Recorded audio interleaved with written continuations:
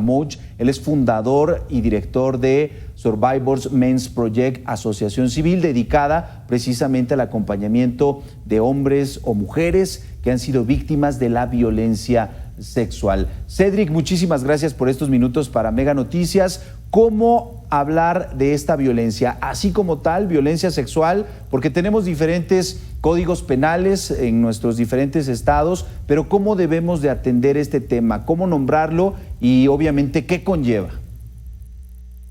Buenas noches, Adela. Gracias por el espacio. Mira, creo que lo estamos haciendo muy complicado por miedo justo a todo lo que se está diciendo, y las víctimas en general tienen miedo a hablar por el tema de revictimización, que es bastante fuerte y violento en México. El tema de la violencia sexual, lo más fácil realmente es usar palabras simples y usar palabras pues, adecuadas. Al final hay que nombrarla como es, ni más ni menos, pero sí hay que nombrarla. Y en caso pues de Internet y de los medios, pues también hay que saber poner las palabras correctas, igual que sea de forma oral o escrita. Claro. Ahora, Cédric, tuvimos estos 3 casos, uno en Toluca, 2 en el estado de Puebla, pero no quiere decir que no estén pasando todos los días. ¿Cómo estamos en esta estadística a nivel nacional cuando revisamos encuestas de dónde se sienten más inseguras las mujeres o dónde han sido acosadas? Pues resulta que es en los espacios públicos donde en teoría tendrían que estar seguras. Sí, siempre es, o sea, siempre, no siempre, pero sí en gran mayoría son espacios públicos. También en caso pues de abuso sexual con los niños se da muchísimo en el entorno familiar y hasta dentro de la casa. De hecho, es el 75% de la violencia sexual en niños pasa en casa, pero sí, efectivamente para las mujeres todo lo que es transporte en la calle hasta dentro del ambiente laboral se da, desafortunadamente se da. Y hoy todavía en México sí tenemos cifras, pero sí están muy lejos de la realidad. O sea, es decir, que tenemos una cifra negra cerca del 99%, es decir, que cerca del 99% de las agresiones no se denuncian todavía. Entonces estamos muy, muy lejos de la realidad en las cifras que tenemos hoy, desafortunadamente. Claro. Ahora, Cédric, este último caso, el que veíamos de la Feria de Puebla, bueno, hay un sujeto identificado ya como profesor de la Universidad del Estado, quien colocó una cámara en su tenis y con esto estaba grabando a mujeres que usaban falda. Una de las víctimas tuvo el valor de organizarse, descubrirlo, finalmente que la policía lo detuviera y denunciar. Pero cuando llegó a denunciar, se topó con esto que mencionabas, revictimización. Mejor déjalo ahí, va a ser muy cansado, no es para tener un tema de denuncia. Y bueno, insistió, y después llegó la abogada mujer de este sujeto que le dijo, lleguemos a un arreglo, con 10,000 pesos que te dé, ya no lo denuncies, por favor. Platicamos con esta chica esta tarde, desafortunadamente ya no quiso exponerse ante los medios de comunicación, pero sí es valiente primero en captarlo y después en insistir en presentar esta denuncia hasta las últimas consecuencias. Exacto, y justo hablé con ella también en la tarde.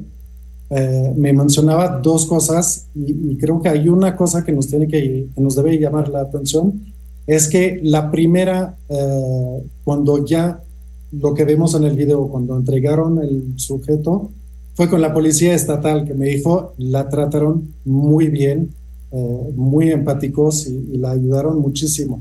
Lo que es preocupante es que al momento de llegar al MP y en la sección de delitos sexuales, ahí es cuando ya la empezaron a molestar, lo voy a decir así, la empezaron a molestar y justo como decías, a decirle que se iba a tardar mucho, que es mucho trabajo, que es mucho... O sea que es un proceso muy largo y entonces hicieron todo para que no denuncie ella.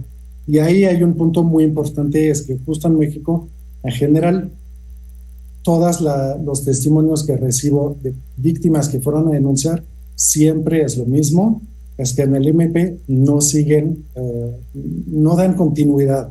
Entonces, sí hay que reconocer que hay un trabajo fabuloso que se hace también de parte de los MPs, pero también hay muchas fallas ahí y las que pagan el precio fuerte son las víctimas.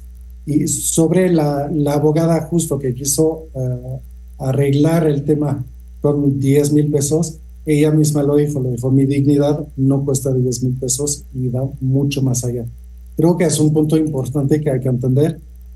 Primero fue muy valiente poner todo esto en redes y lo que hay que entender es que cuando denunciamos, cuando las víctimas denuncian, no lo hacen por dinero. Entonces, estos acuerdos con dinero para evitar una denuncia tiene una doble consecuencia, es decir que las víctimas no las entendemos porque creemos que con dinero las podemos comprar y ya se acaba y damos carpetazo.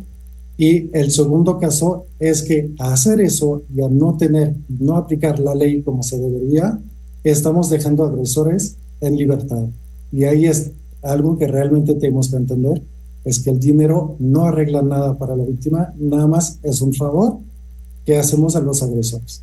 Claro, y esto que mencionas, Cedric, es muy grave, porque de cada 100 delitos, como decías, o agresiones, pues la mayoría, el 98, 99%, no se denuncian. Entonces ahí los agresores están libres, no se hace algo al respecto. Y los que se denuncian en estos casos, pues tienen un 98, 99% de impunidad. Es grave y es muy doloroso decir que si pagas un buen abogado es más probable que puedas tener un mejor resultado en la justicia mexicana. Eso es gravísimo. Ahí está el llamado de atención a la Fiscalía de Puebla, a los ministerios públicos que atendieron de esta manera a esta chica. Pero después, ¿qué pasa? Porque también hay comentarios, hay reacciones y muchas de las personas dicen esto tiene que pararse en casa. ¿Cuál es el problema de fondo, Cedric, además de esta parte de la justicia? Mira, la raíz de este problema también, la violencia sexual gira alrededor de un punto en particular, es una cuestión de poder. Entonces, todos los agresores tienen algo en común, es que tienen una fascinación con el poder. No buscan tanto, no es tanto que es el acto sexual que realmente buscan, sino es ese poder de someter a alguien. Entonces, desde ahí tenemos que trabajar sobre esa noción y obviamente en casa, pues trabajar sobre límites, sobre control de la frustración, también es un punto muy importante. Como vemos aquí, pues, el joven en la calle, claramente no hay ningún control de la frustración y es incapaz de no hacerlo, lo pensó mucho. El del autobús, igual, o sea, siempre vemos el mismo de no hay realmente control y no hay conciencia del otro. Es decir, que hay que trabajar mucho con los niños y adultos también sobre la noción de empatía. La empatía no es nada más de siento lo que el otro siente. También es pues, saber que lo que yo voy a hacer va a tener consecuencias en el otro. Y si trabajamos sobre esos 3 puntos, creo que para empezar vamos a cambiar bastante y vamos a evitar bastante accidentes. Platicamos esta noche con Cedric Lamuch. Importante este valor de una de las víctimas en este caso porque nos da una oportunidad de pensar en que sí se puede. En un principio la frenó el Ministerio Público, pero ahora la Fiscalía dice se está poniendo a trabajar y creo que eso tendríamos que hacer, denunciar y exigir a las autoridades también que se haga justicia, que se llegue hasta las últimas consecuencias. Cedric, estaremos muy atentos a este caso y muchísimas gracias por estos minutos para Mega Noticias. Muchas gracias.